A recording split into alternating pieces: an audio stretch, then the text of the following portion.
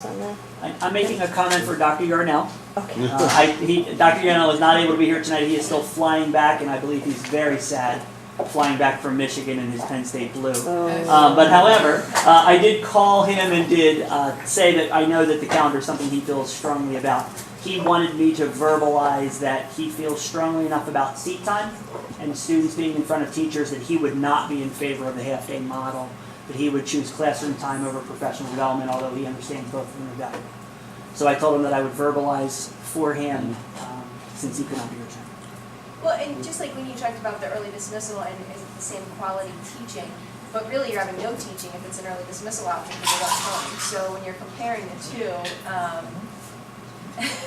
at least there's instructional time. Yeah, I mean, I do see the point about the half days and it's taking away from the time, but on the other hand, the value of having the timeliness of the professional development, I think, is important. It's not just we're not doing an early dismissal just for the sake of early dismissal. It's going to be used, the time's going to be used well.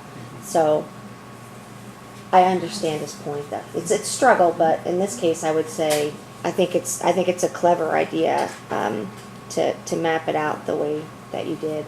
Now we'll just have to see what the other school districts think about your plan. But when you think about the few hours that students are missing compared to how much of a benefit that will have to the quality of the education that they're getting from our teachers getting that professional development, I think it outweighs some of that also. Well, and this is something too that, if you do it, and I'm not saying we would, it's like really preliminary, but suppose you did end up doing it this way and you didn't find that it was valuable, it didn't work out quite the way you want it, well, next year you don't have to do it that way, but, I would be in favor of at least giving it a shot.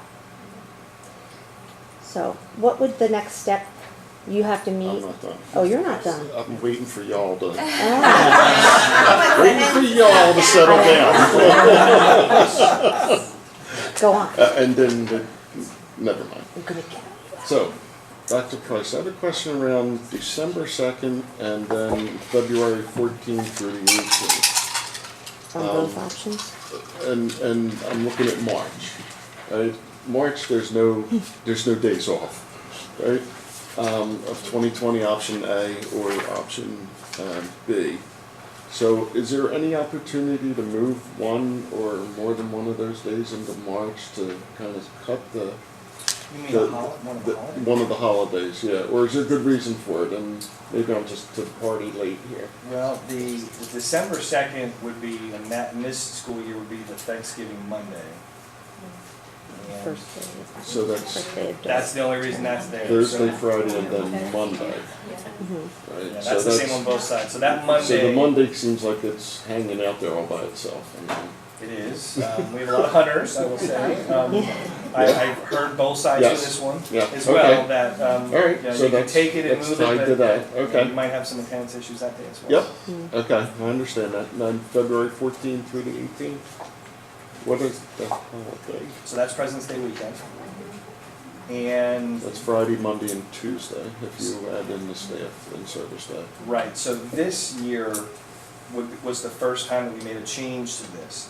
And the change was that Friday was, that Friday could have been a snow makeup day in the past, and that Thursday was the in-service day.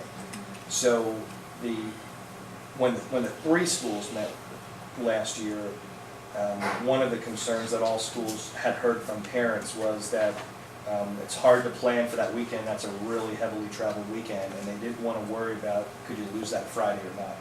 So we made that we didn't make that a snow makeup day. We moved the snow makeup day to the Tuesday, and then that way that weekend is intact, and it's a holiday weekend, and you can't lose the Friday, Monday. So the Tuesday just kind of moved from the Thursday before, Okay. and when we did that, and we were looking for an early dismissal for that marking period, we thought, why not back that up to that, let folks get on the road earlier, or in the sky earlier, whatever you may be doing that weekend. Hold on, I take a question. All right, I was just looking at March. I thought it's an awfully long stretch with no break. March ends up that way. It ends up that way a lot. March Well, does. version B has early dismissal, but you're right, version A. Right, there's no right, early just has the dismissal. early dismissal in it. Yep. Okay. Thank you though for doing this, because this has been an ongoing conversation year after year after year, and I'm glad that you found a creative solution to try to help, try something Yep. and see how we can make it work, so. Thanks, everyone. Thank you. So that's the end of the agenda. It brings us back to public comment.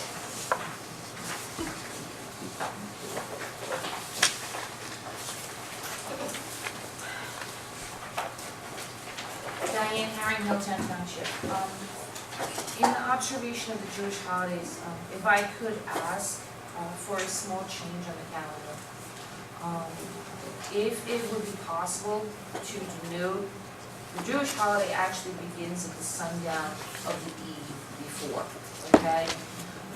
And consistently, for the last 5 years, for Yom Kippur, I have had to email no less than 3 different coaches or teachers or directors and explain that my child needs to be exempted from either a practice or a game or an after-school activity that they are in because they have scheduled it on the eve of Yom Kippur, which is not really the eve, because rules are, by sundown you have to be in temple and you have to have eaten by that time.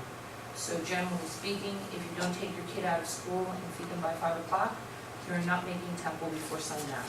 So if we could just, if we're going to embrace the idea of including both of them in the holiday in the calendar, make a note so that teachers and staff who may not be aware know that the holiday actually starts at sundown on the eve before.